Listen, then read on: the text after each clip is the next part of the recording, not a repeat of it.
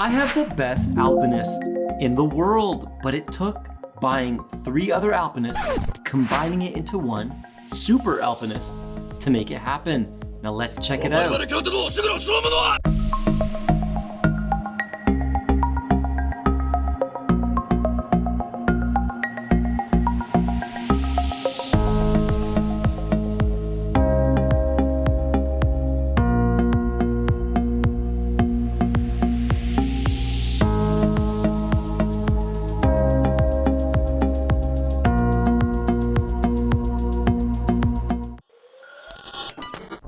Introducing the Seiko SPB 201J1, the limited edition European Alpinist, and it's limited to 2,021 units, celebrating the year 2021.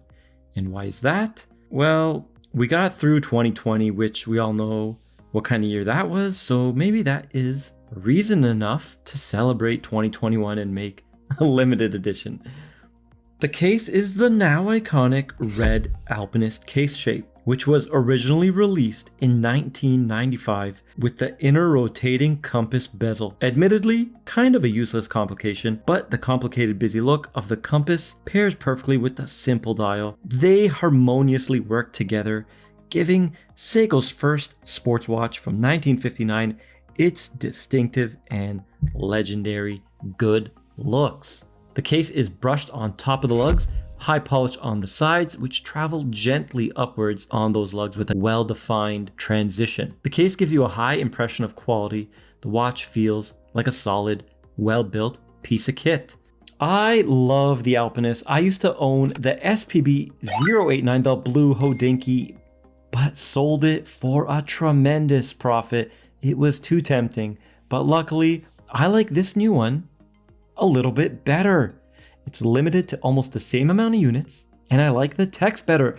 I like the Pro Spec X. It's clean, it's subtle. The blue Hodinkee Alpinist, like the legendary Sarbi 017, has a ton of white text at the bottom. DiaShock 23 jewels, you might as well write magic lever automatic winding system as well. It's just too much, and the font is too thick and bold. So what did I change to make this the best Alpinist in the world besides already being the most beautiful slate gray hint of blue in the dial, unbelievably gorgeous? I added a signed crown, Seiko Sarb 017 signed crown. I bought this one separately from Watch Parts Plaza. What's the S stand for?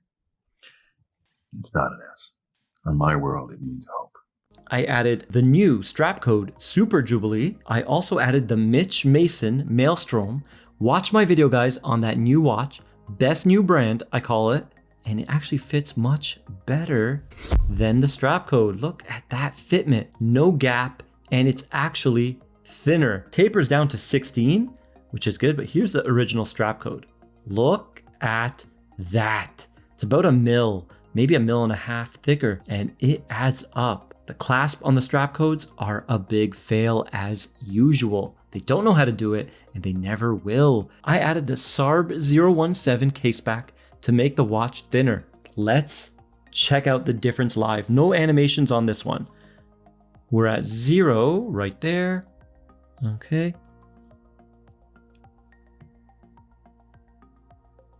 12.1.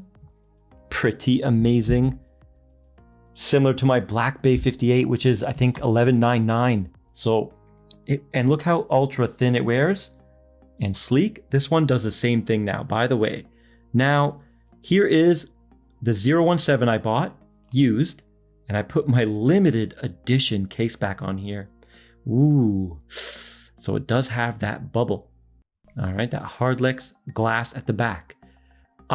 When I had them both out, I measured as best I could. The threads are the exact same depth and thickness.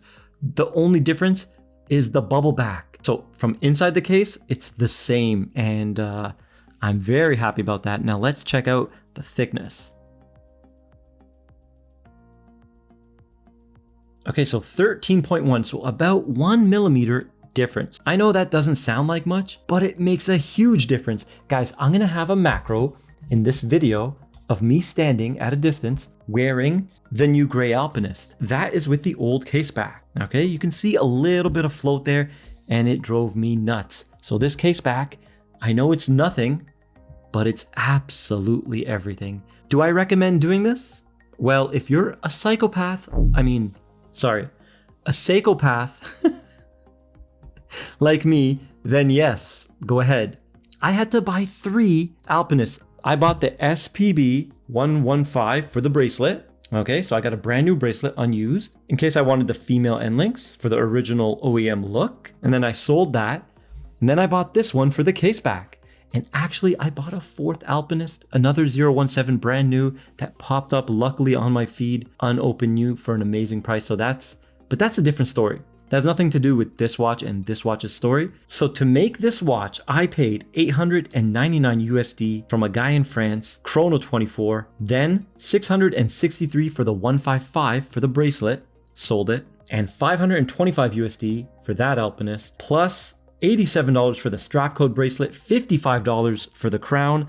Altogether, this watch cost me 2,229 USD. Of course, I got back money from the 155 and I'm going to get back money from that. So I think at the end of the day, overall with the 2 bracelets, the OEM bracelet here and the strap code and the crown and the actual limited edition watch, it's going to be around 1,300 USD.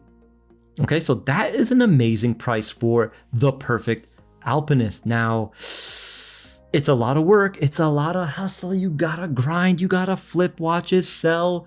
It's annoying, okay? But I'm so happy with it. When I walked by the mirror and this was on my wrist, I lifted up my arm and I looked at it like this, and it sat so flat and flush, just like my blue Alpinist used to. And it put the biggest smile on my face. So my hard work and effort definitely paid off.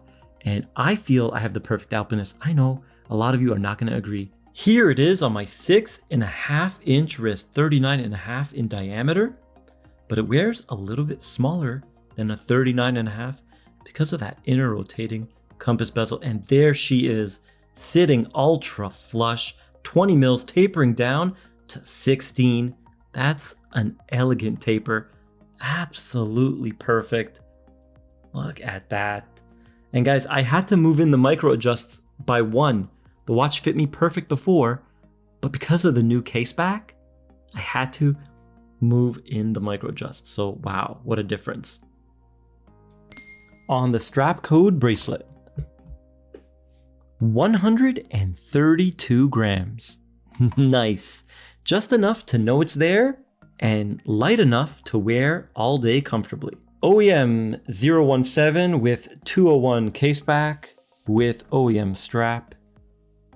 77 grams, so about 50 grams, a little bit under 50 for the bracelet. And the stock bracelet, how much is that? 68 grams, ooh, solid. Let's check her out on the time grapher. I did a quick regulation on her in 2 positions and it runs pretty good on my wrist. So let's see, +3, 271 amplitude, 0 beat error, and looking clean. Look at those numbers. No snowflakes. What a beautiful movement I got.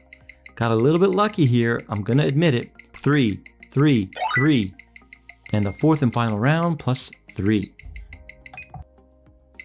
Okay, we're gonna do 12 down now to check the positional variance, how it will react on my wrist. And we got +1, 238 amplitude, so we did get a dip, and also the beat error did increase from 0.0 to 0.2 milliseconds. You can hear that low beat of the 6R35, 21.6 VPH, 24 joules hack hand wind automatic, and the 4th and final round +3. Good job, Seiko.